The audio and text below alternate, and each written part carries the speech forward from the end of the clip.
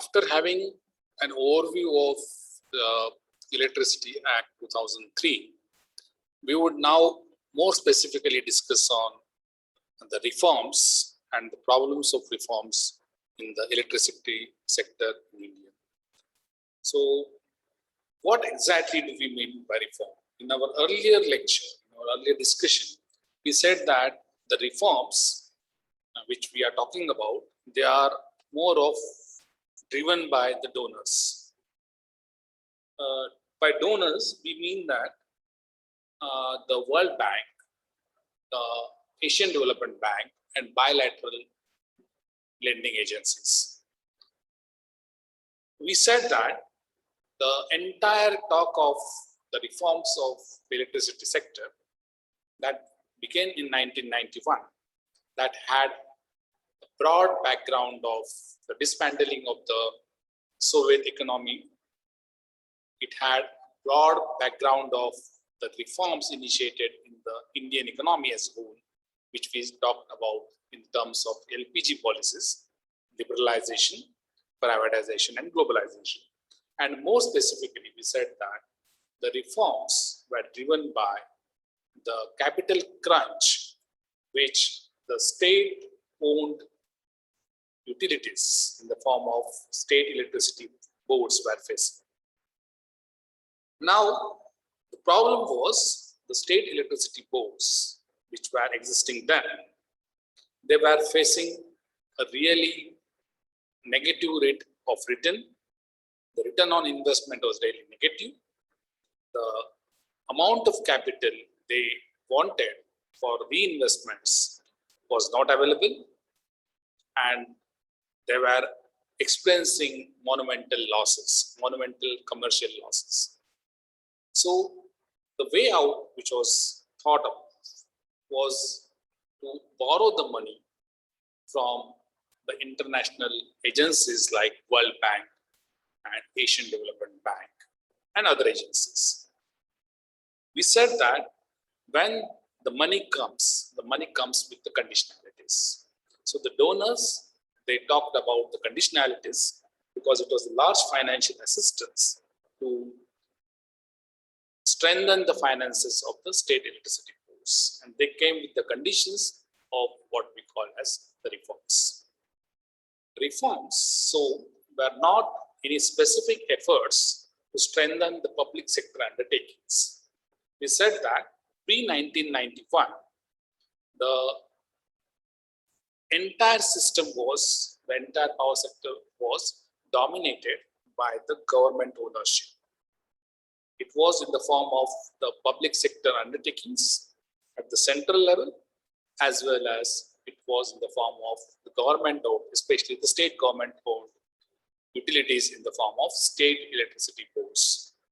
State electricity boards, for example, in Maharashtra, we had an vertically integrated sort of board which performed all the three operations: generation of the electricity, transmission of the electricity, and then the distribution of the electricity via the LT line to the consumers.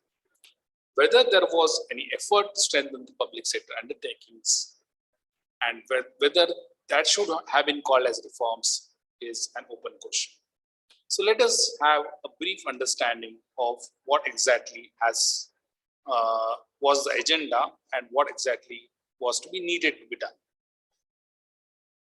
Logically thinking, one would say that because the state electricity board was facing a financial crisis, capital crunch, then we need to go on strengthening the state electricity boards. That would have been a logical step for the reform. And how the state electricity boards are to be strengthened. So the state electricity boards, or for that matter, any entity, if it has to be financially strengthened, its revenue component are to be increased, the loss component are to be decreased. So how do we increase the revenue of the state electricity boards? The revenue of the state electricity boards are to be increased through cost recovery. And the cost recovery would come from the consumers. This is one way. The second way is to make budgetary allocations, and whatever losses the utility makes that has to be compensated from the state budget or the central budget, so that the finances of the state electricity boards, they remain intact. By increasing the revenue through cost recovery, what we mean is we need to see that the tariffs which are paid by the consumers, the average tariffs which are paid by the consumers across all categories, they are sufficient to take care of the expenditure.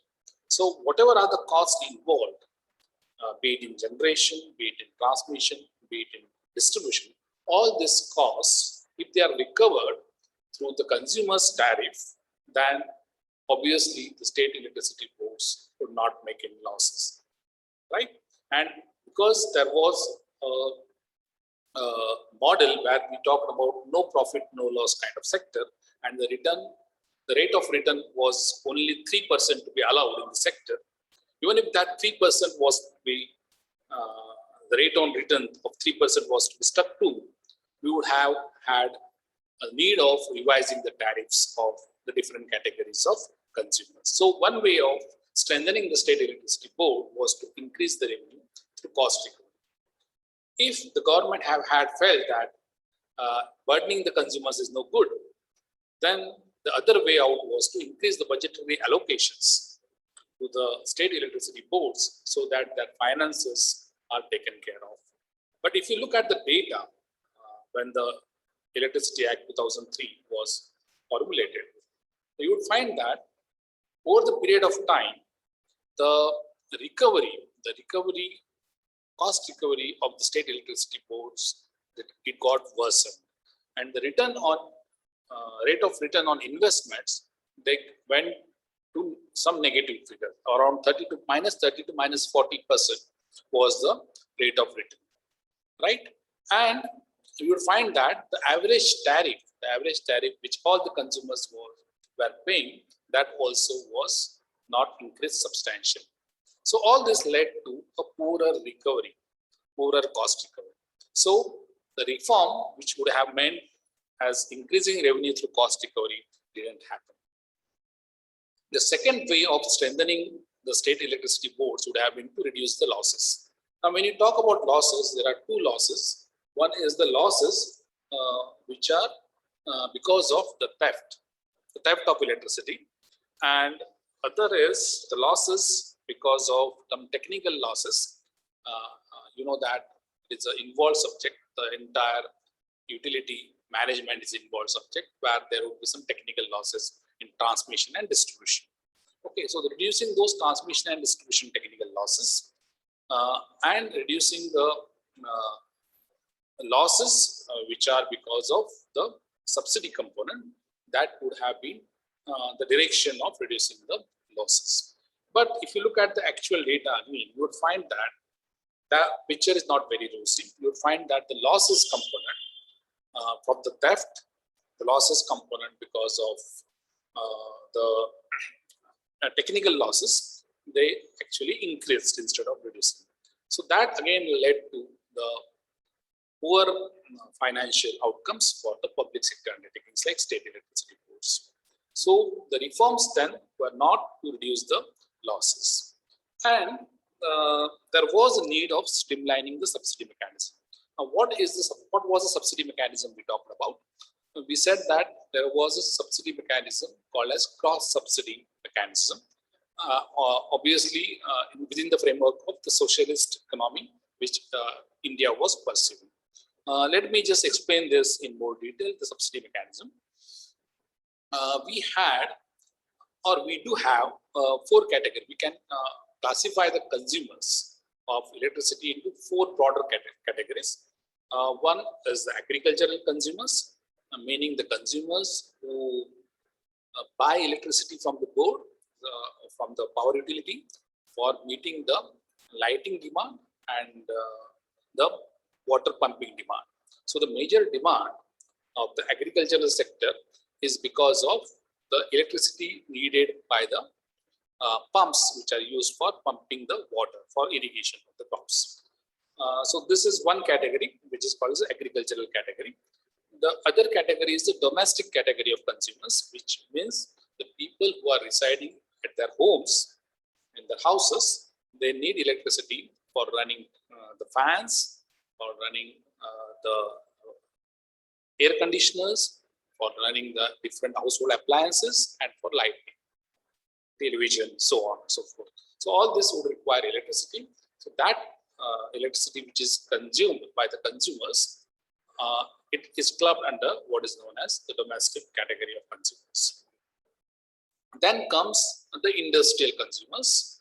You would find the industries big and small would require electricity to run their workplaces. That electricity would be used for running the machines as well as for lighting purposes. Okay, so this is the industrial category of consumers, wherein this industries obviously will be located in urban areas and more closely to the metros. So this industries would purchase the electricity from the utility, power utility. And finally, the commercial establishments. By commercial establishments, what we mean is the shops, okay, and hotels and such kind of entities. They are clubbed under commercial multiplexes, shops, big bazaars kind of thing, okay, supermarkets. All this would come under the commercial category, and they also purchase the electricity from the power utility. Now, if you look at the tariff, by tariff I mean the cost which is levied on the different categories of consumer per unit of electricity consumed. Okay, so tariff is typically given in dollars per kWh or rupees per kWh, depending upon the currency which is prevalent in that country. That, for example, in India, it is some rupees per kilowatt hour. Okay, so that tariff that is per unit charge of electricity, that is different for different categories of consumers. So in India, you find that agricultural consumers has got the lowest tariff. Okay, some 10 years back, this figure was about 42 paise per unit. Okay, so lowest tariff is for agricultural consumers. You would find that the domestic consumers, they are charged about 4 times that of the agricultural consumers. So this is typically some numbers I'm giving you. These tariffs, they are revised by the regulatory commissions, by the tariff commissions, but just to give you an order of magnitude idea, I am telling you some numbers. So if, for example, the agricultural tariff is 42 paise per unit, the domestic consumers would have to pay around 200 paises per unit, and the industrial consumers would have to pay around 380 paises per unit, whereas the commercial consumers would have to pay around 420 paise per unit. Okay, it means that in that range. Now the tariffs are increased, but the order of magnitude is almost the same. So the agricultural consumers would be paying the least tariff, followed by domestic consumers, followed by the industrial consumers, and finally the commercial consumers are charged the most. Now, why is that so? The reason is, as I said, it was considered that agriculture sector needs some support, and the people who are into agriculture, they are generally poor. So they would be, and also because of food security issue, that is, we need to supply food to the urban areas at a lower cost. To keep the cost of food production lower, we need to keep the prices of inputs to the agriculture lower. So this was the entire philosophy. So one of the input in agricultural production is electricity, and if you keep the input cost lower, that is, if you provide the electricity cheaper, the cost of the food would also be lower for the consumers, both in urban and rural areas. So this was the idea, because the industry, private industry and commercial establishments, they make lot of profit, so they can bear this burden. So the subsidy was given to the agricultural consumers and the low and the poor consumers from the domestic category, and the consumers from the high category of domestic consumers, and the industrial consumers and the commercial consumers were supposed to bear the burden. So this idea of cross subsidy was actually egalitarian. But if you look at the average tariffs would have been enough to take care of the cost. So if cost subsidy is not an issue, but if you want to strengthen the state electricity boards, you should have increased the tariff as per the cost of supply. But that was not done, and because that was not done, the revenues of the electricity boards, they suffered a lot. The returns started becoming negative, and the finances of the state electricity boards, they suffered tremendously. So these issues, without addressing these issues, if you now start looking at the modern proposals of reform, what would happen?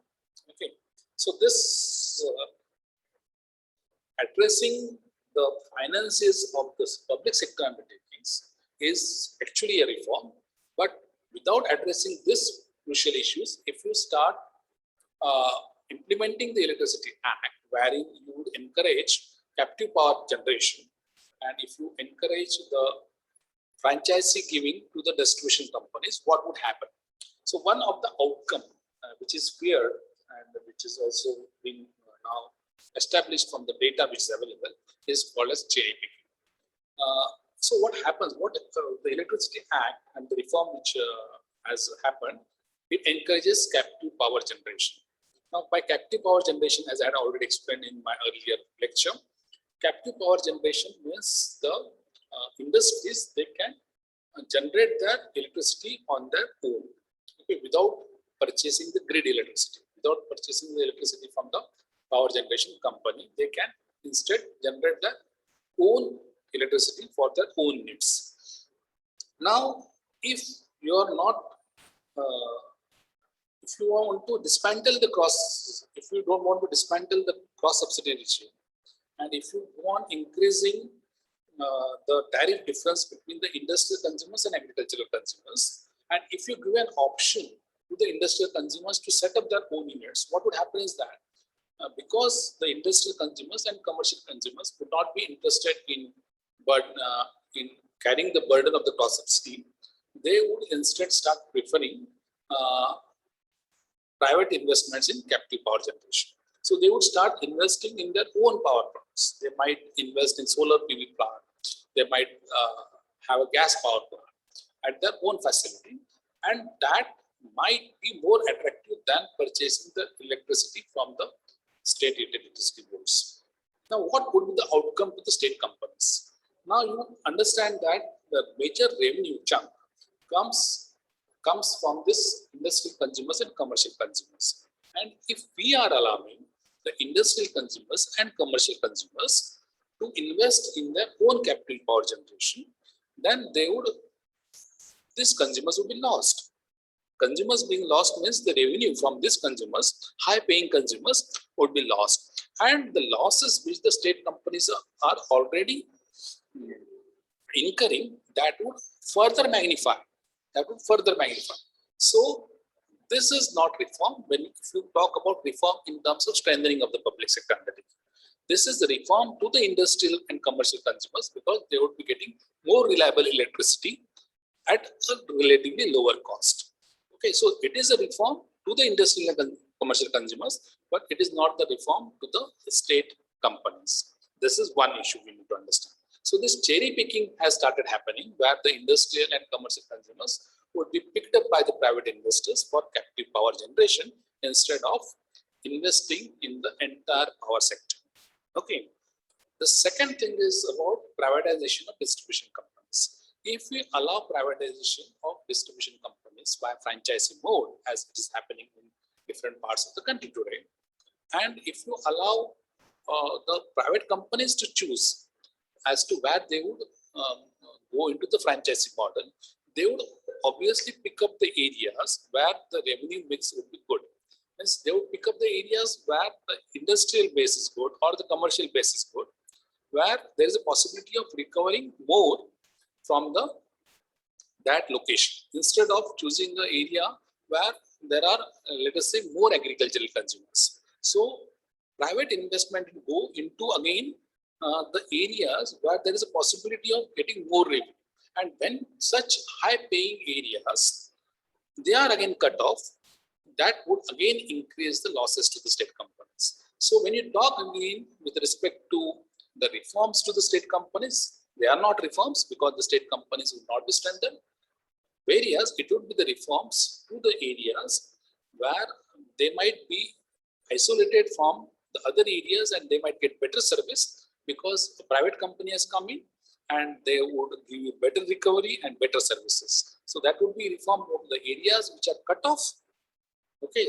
So as a whole, if you see from the total perspective, from a wholesome perspective, it is not a reform to the state sector. It is not the reform to the country's power sector, but it would give you solace to the areas which have the capacity to pay good money.